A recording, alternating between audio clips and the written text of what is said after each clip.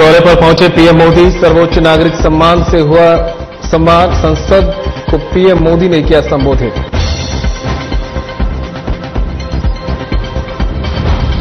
दिल्ली में कथा में शामिल हुई सीएम रेखा गुप्ता। सीएम रेखा ने की भगवान कृष्ण की पूजा। सभी के लिए की सुख समृद्धि की कामना।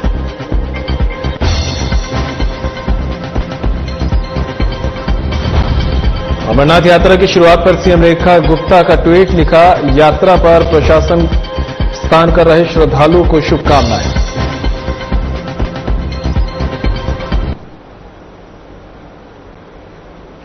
नमस्कार, दिल्ली एनसीआर खबरें लेकर मैं हूं आपके साथ संदीप निरंजन सरकार। प्रधानमंत्री नरेंद्र मोदी अफ्रीकी देश घाना पहुंच गए हैं, जहां एयरपोर्ट पर घाना के राष्ट्रपति जॉन ड्रामानी महामा ने उनका भव्य स्वागत किया है। यह उनकी घाना की पहली आधिकारिक यात्रा है। इससे पहले यह यात्रा पूर्व प्रधानमंत्री जवाहरलाल नेहरू और पूर्व प्रधानमंत्री अटल बिहारी वाजपेयी ने की थी और उन महान दिग्गजों के बाद प्रधानमंत्री नरेंद्र मोदी घाना जाने वाले तीसरे प्रधानमंत्री हैं।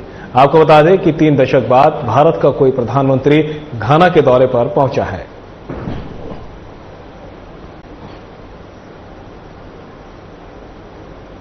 प्रधानमंत्री नरेंद्र मोदी ने घाना द्वारा दिए गए सर्वोच्च नागरिक सम्मान को देश के लिए गर्व और सम्मान की बात बताया। उन्होंने कहा कि यह पुरस्कार सिर्फ उनका नहीं बल्कि भारत के करोड़ों युवाओं की आकांक्षाओं, उनके उज्जवल भविष्य और भारत घाना के मजबूत और ऐतिहासिक संबंधों का प्रतीक है। प्रधानमंत्री ने इस सम्मान को भारत की बढ़ती वैश्विक भूमिका और साझेदारी के तौर पर भी देखा और इसे पूरे देश को समर्पित किया।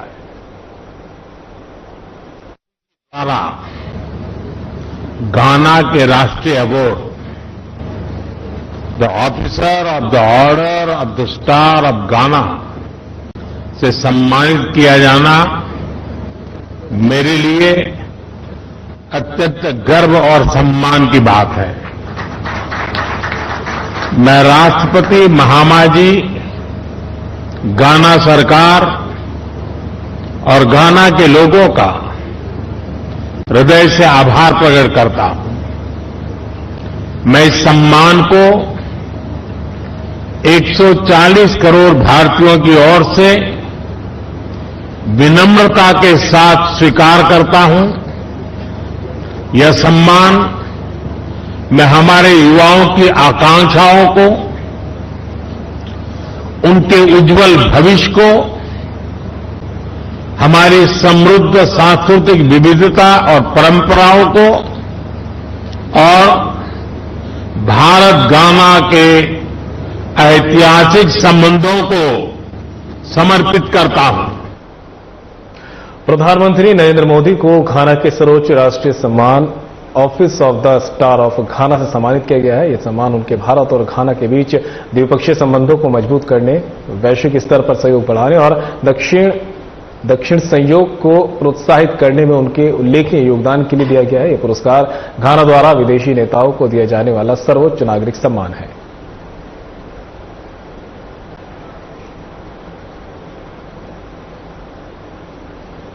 दिल्ली की सीएम रेखा गुप्ता एक कथा में शामिल हुई, जहां उन्होंने कहा कि इस कथा की तैयारियां महीने से चल रही थी और वे इतने जुनून में इसमें शामिल हुई है कि उनका पूरा रूप बदल गया है। ये जुनून है, जब कोई काम दिल से किया जाता है तो वे दिखता है। इस मौके पर सीएम रेखा गुप्ता ने प्रार्थना करते हुए भगवान कृष्ण से सभी की सुख समृद्धि की कामना की।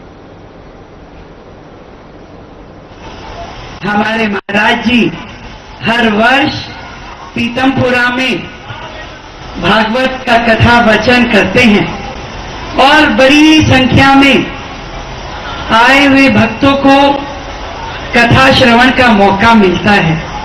बड़ी रौनक लगती है हर साल।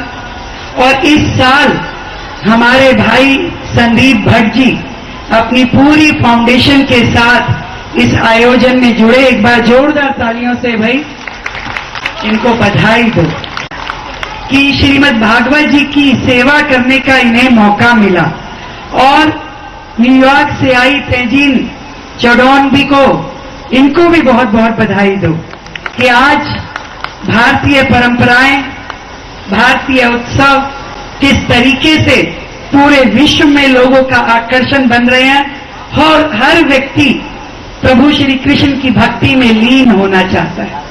और सबसे ज्यादा चतुर आगे अभी ये है हमारा, कह रहे मैं आऊं एक बार इसके लिए भी ताली बजा दो। इस कथा के आयोजन के लिए कई महीनों से मेहनत करते रहे। इसकी शक्ल ही भी बिगड़ गई, पर इसमें जुनून है, मन से करता है, जो करता है मन से करता है। और इसलिए मैं तो चाहूंगी कि कान्हा जी का आशीर्वाद इस पे और सभी भक्तों पे हमेशा बना रहे और उनकी कृपा से।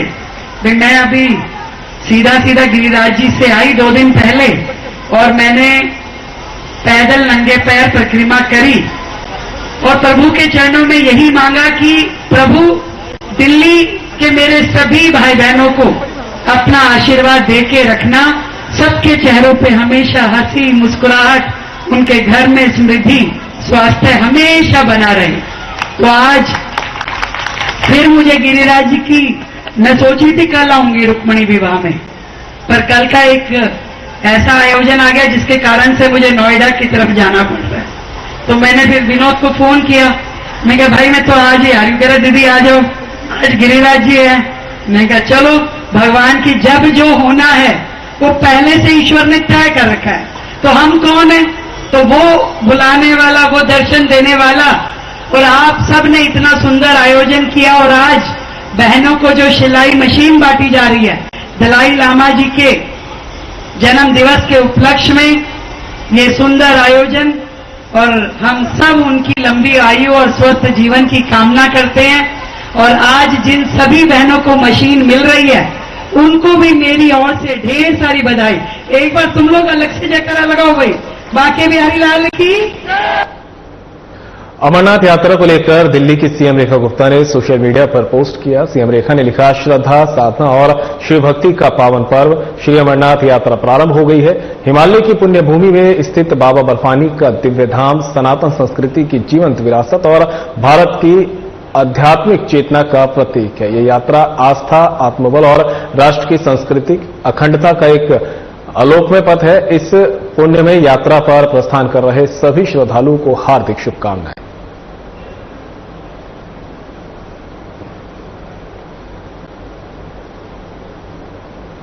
मुख्यमंत्री रेखा गुप्ता ने कहा, वन महोत्सव के रूप में दिल्ली में एक नया अध्याय जुड़ रहा है। एक पेड़ मां के नाम सीजन 2 इसलिए चल रहा है क्योंकि पिछली सरकारों ने कभी इस तरह के वृक्षारोपण अभियान में भाग नहीं लिया। उन्होंने कभी भी दिल्ली के पर्यावरण की वास्तव में परवाह नहीं की और किसी ने भी पेड़ लगाने पर ध्यान नहीं दिया। मुझे खुशी है कि दिल्ली सरकार वन महोत्सव 2025 का आयोजन कर रही है, जिसमें दिल्ली के प्रत्येक निवासी की भागीदारी सुनिश्चित की जाएगी। के रूप में दिल्ली में एक नया अध्याय जुड़ रहा है, एक पेड़ मां के नाम सीजन 2, क्योंकि इससे पहले के इस वृक्षारोपण कार्यक्रम में पिछली सरकारों ने कभी हिस्सा ही नहीं लिया। उन्होंने कभी दिल्ली के पर्यावरण के लिए चिंता ही नहीं की, पेड़ लगाने की और किसी का ध्यान ही नहीं था। मुझे खुशी है कि दिल्ली सरकार 2025 में जो वन महोत्सव कर रही है, इसमें दिल्ली के हर एक निवासी की हिस्सेदारी सुनिश्चित करेंगे। हर एक व्यक्ति जो समाज को दिशा देता है उसकी भागीदारी सुनिश्चित करेंगे। हर एक के द्वारा पेड़ लगाए जाएं, क्योंकि पेड़ केवल पर्यावरण को श्वास नहीं देंगे, वो हमारी आने वाली पीढ़ियों के लिए भी एक श्वासदेही और हवा को साफ सुथरा करने वाला एक यंत्र है। तो मैं आज इस वन महोत्सव की शुरुआत की पूरी दिल्ली की जनता को ढेर सारी बधाई देती हूं और यही निवेदन करूंगी कि हर व्यक्ति अपने अपने स्थान से अपने आसपास अधिक से अधिक पेड़ लगाए और मिल करके इस पर्यावरण को हम बेहतर बनाएं। दिल्ली में वन महोत्सव 2025 के तहत एक पेड़ मां के नाम अभियान का दूसरा चरण शुरू हो गया है। अभियान के तहत मुख्यमंत्री रेखा गुप्ता, मंत्री प्रवेश वर्मा और मनजिंदर सिंह सिरसा, साथ ही बीजेपी सांसद बांसुरी स्वराज ने पीबीजी ग्राउंड के वन क्षेत्र में वृक्षारोपण अभियान में भाग लिया। इस मौके पर मुख्यमंत्री रेखा गुप्ता ने कहा कि आयोजन दिल्ली के पर्यावरण के लिए एक नया अध्याय जोड़ रहा है। पिछली सरकारों ने इन कार्यक्रमों में कभी हिस्सा नहीं लिया। उन्होंने कभी दिल्ली के पर्यावरण की चिंता नहीं की और न ही पौधारोपण पर ध्यान दिया।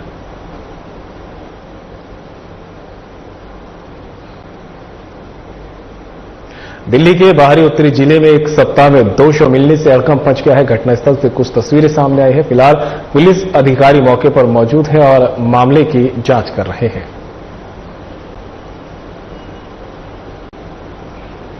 दिल्ली पुलिस ने कीर्तिनगर के एक होटल में डकैती का मामला सुलझाया है। इस मामले में 2 सीसीएल और होटल मैनेजर समेत 4 आरोपियों को गिरफ्तार किया गया है। इनके पास से 34,440 रुपए नकद, एक मोबाइल फोन, चाकू और चोरी की बाइक बरामद की गई है। नई दिल्ली में मुख्यमंत्री रेखा गुप्ता और उपराज्यपाल विनय कुमार सक्सेना ने पुनर्निर्मित शीश महल पार्क शालीमार बाग का उद्घाटन किया। आपको बता दें कि इस पार्क को आधुनिक सुविधाओं और हरित वातावरण के साथ विकसित किया गया है। तो वहीं स्थानीय लोगों ने पार्क के उद्घाटन पर प्रशासन का आभार जताया है।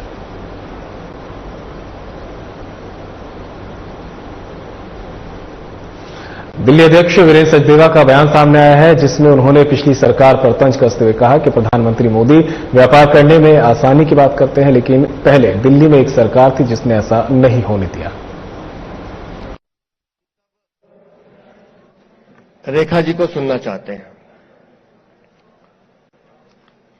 और उसका कारण भी है।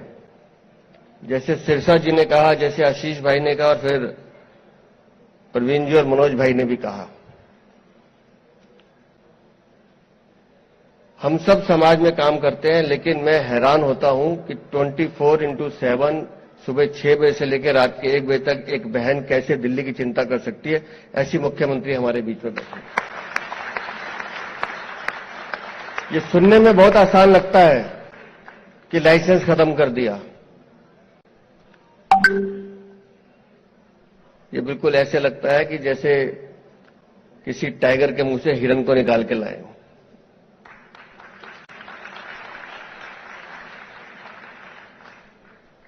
जब माननीय प्रधानमंत्री जी ईज ऑफ डूइंग बिजनेस की बात करते हैं, लेकिन दिल्ली में एक ऐसी सरकार थी जिसने ये होने नहीं दिया।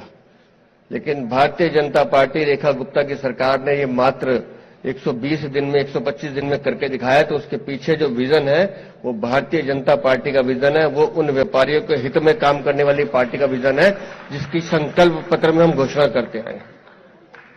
भारतीय जनता पार्टी हमेशा से ये कहती रही है कि भारतीय जनता पार्टी व्यापारियों की मदद करने वाली पार्टी है। और ये लाइसेंस जो खत्म किया है, ये सीधा सीधा व्यापारी को सम्मान देने का काम किया है, जिसका श्रेय हमारे मुख्यमंत्री को जाता है।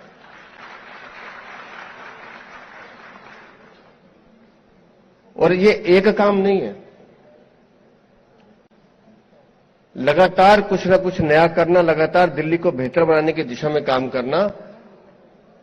और मैं पूरी इस टीम को भी बधाई देता हूं, दिल्ली के मुख्यमंत्री के साथ उनकी पूरी टीम को बधाई देता हूं कि 24 घंटे एक ही विजन रहता है कि दिल्ली के लिए बेहतर क्या कर सकते हैं। और मैं खुद चांदनी चौक से आता हूं। जिस दिन से मैं बता रहा था अभी बहन जी को, जिस दिन से दिल्ली व्यापारी कल्याण बोर्ड की घोषणा हुई है, ऐसे ऐसे पुराने साथी भी जो बीच में हमें भूल गए थे, वो भी अब फोन कर रहे हैं, बधाई तो दे रहे हैं, साथ साथ ये भी कह रहे हैं कि भाई साहब ध्यान रखना।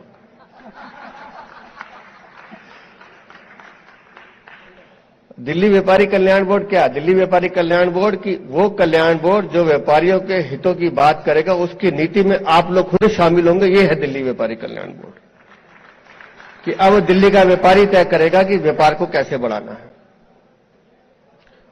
और रेखा जी देखिए, उम्मीद कितनी है।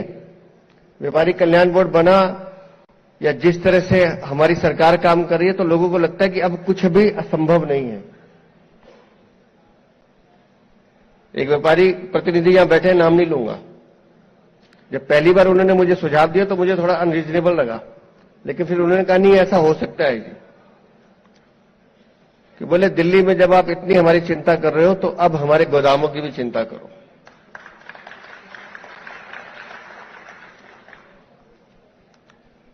और सुझाव यह था कि हमें पता है दिल्ली में लैंड की दिक्कत है, लैंड की शॉर्टेज है, और हम लोग बाहर जाके दूसरे राज्यों में लेते हैं, हम नहीं लेना चाहते। तो क्यों ना व्यापारियों की सोसाइटी बनाकर, सोसाइटीज को जैसे लैंड दी जाती है डीडीए में, वैसे लैंड दी जाए, ताकि हम चाहे मल्टी स्टोरेज बनाए लेकिन हमारे स्टोरेज नहीं बन जाए। तब आप लोग क्योंकि खुद उसमें शामिल होने वाले व्यापारी कल्याण बोर्ड में, मुख्यमंत्री सबको जोड़ने का काम करेंगी, तो अपने लिए, अपने व्यापार को सुगम बनाने के लिए और उसके साथ साथ उस व्यापार के माध्यम से दिल्ली का नाम कैसे बढ़े, दिल्ली का राजस्व कैसे बढ़े, इसकी चिंता भी आप सब लोगों को करनी होगी। लेकिन मेरी एक विनती है आप सब व्यापारी भाइयों से, जहां जहां आप व्यापार करते हैं वहां वहां आप दिल्ली सरकार के, दिल्ली नगर निगम के आंख नाक बनिए। जहां मेरा व्यापार है, जिस गली में मेरा व्यापार है, जिस चौक में मेरा व्यापार है या जिस बाजार में मेरा व्यापार है, उस बाजार की सफाई व्यवस्था वहां की मार्केट एसोसिएशन अपने हाथ में ले ले कि हाँ इसकी जिम्मेदारी हम लेते हैं, इसको साफ सुथरा रखने का काम नगर निगम आपके साथ है, वो काम करेगा, लेकिन इसकी जिम्मेदारी हम लेते हैं और दिल्ली को सुंदर बनाने का काम हम करेंगे। तो हम सही मायनों में बहन रेखा गुप्ता के हाथ मजबूत करेंगे, क्योंकि वो दिल्ली को अच्छा देखना चाहती है, दिल्ली को सुंदर देखना चाहती है। और मुझे उम्मीद है कि जिस गति से हम काम कर रहे हैं, जिस गति से हमारी सरकार काम कर रही है, निस्संदेह 27 सालों की गंदगी साफ करने के लिए या उसका आकलन करने के लिए कम से कम 27 महीने चाहिए। लेकिन जिस तेजी से हम काम कर रहे हैं और माननीय मुख्यमंत्री के नेतृत्व में, मुझे उम्मीद है कि जब हम यमुना की बात करते हैं तो मैं निश्चित रूप से कहता हूं कि 2028 में आप सब हमारे साथ यमुना में डुबकी लगाते हुए, स्नान करते हुए दिखाई देंगे, जिस गति से ये काम कर रहे हैं। और ऐसे बाकी प्रोजेक्ट पे भी, चाहे वो सड़कों का निर्माण हो, चाहे साफ सफाई हो, चाहे ईज ऑफ डूइंग बिजनेस हो। अभी मैंने देखा कल, कई बार तो मैं सोचता हूं इतनी जल्दी जल्दी घोषणाएं होती है, थोड़ा समय लेना चाहिए। कल युवाओं के लिए भी एक इंसेंटिव योजना इन्होंने शुरू की, बहुत बेहतरीन योजना है जो हमारा यूथ है उसके लिए। तो ऐसी मुख्यमंत्री के लिए मैं चाहूंगा एक बार करतल ध्वनि से आप उनका स्वागत करें, और हम सब उनको सुनना चाहते हैं। और प्रवीण जी, आपकी अनुमति हो तो मैं ही आमंत्रित कर लूं। अभी आपने 2 मिनट लेने अभी। अच्छा, दूसरी खेप निपटानी है अभी। ये हम लोगों को खेपों में निपटा रहे हैं प्रवीण जी, तो मैं प्रवीण जी को ही कहता हूं बहुत बहुत धन्यवाद, बहुत बहुत आभार।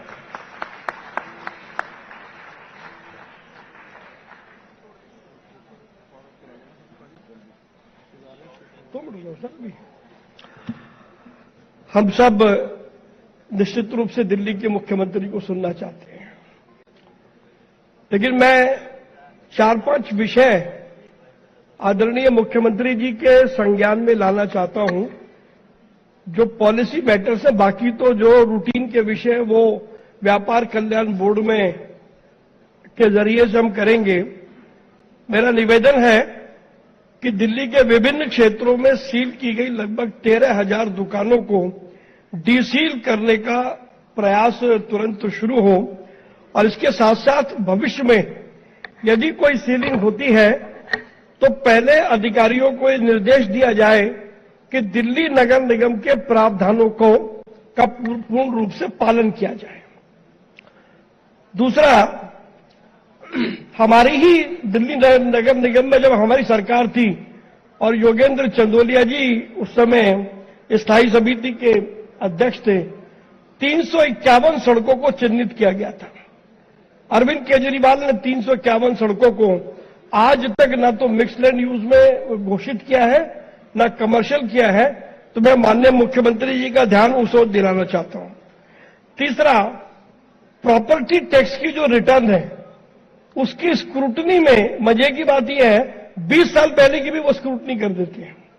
तो मैं ये आग्रह कर रहा हूं कि इस समय सीमा को 3 वर्ष तक केवल तय किया जाए। इनकम टैक्स में 7 साल है, बाकी का तो कम से कम इंडेफिनिट पीरियड के लिए प्रॉपर्टी टैक्स की स्क्रूटनी हो। तो ये विषय न केवल व्यापारी बल्कि आम लोगों से संबंधित है। यूजर चार्ज का कोई अर्थ नहीं है, यूजर चार्ज को समाप्त किया जाना चाहिए, ऐसा भी मेरा आग्रह है। नगर निगम द्वारा जारी किए जाने वाले ट्रेड लाइसेंस, जिनको हम स्टोरेज लाइसेंस बोलते हैं, उनको पूर्ण रूप से समाप्त किया जाए। उनकी जरूरत नहीं है, क्योंकि जब हम जीएसटी में हम रजिस्टर्ड हैं, हम बाकी चीजों में रजिस्टर्ड हैं, तो फिर नगर निगम के लाइसेंस की आवश्यकता नहीं है। और जब तक ये लाइसेंस खत्म नहीं होता तब तक कम से कम लाइसेंस की दरों को कम जरूर किया जाए।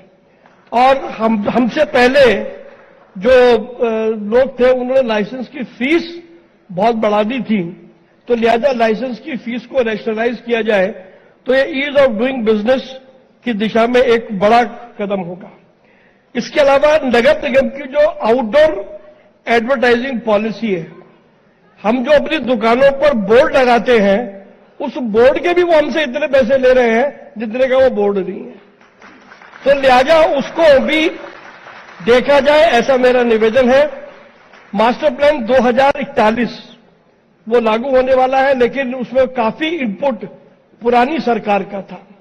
हमारा आग्रह है, हम सब भी, सांसद भी, हम सब मिलकर के निवेदन करेंगे कि हमारी दिल्ली सरकार से केंद्र सरकार बातचीत करे और 2041 के मास्टर प्लान पर चर्चा करके और दिल्ली सरकार से समन्वय करते हुए 2041 का मास्टर प्लान लागू किया जाए। पुरानी हाउसिंग सोसाइटियां दिल्ली में बहुत हैं, हमारा निवेदन उनका एफआईआर बढ़ाया जाना चाहिए। और विधायक का फंड और एमपी का फंड उन सोसाइटियों में लगता नहीं है।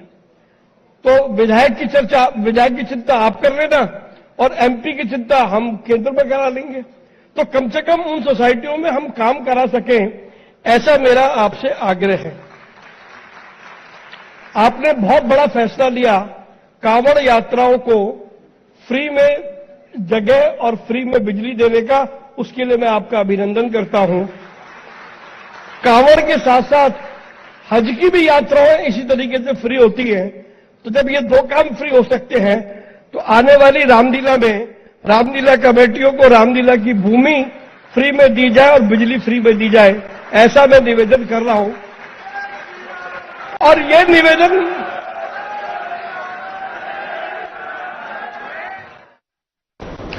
और फिलहाल बुलेटिन में मेरे साथ इतना ही। दीजिए इजाजत, नमस्कार।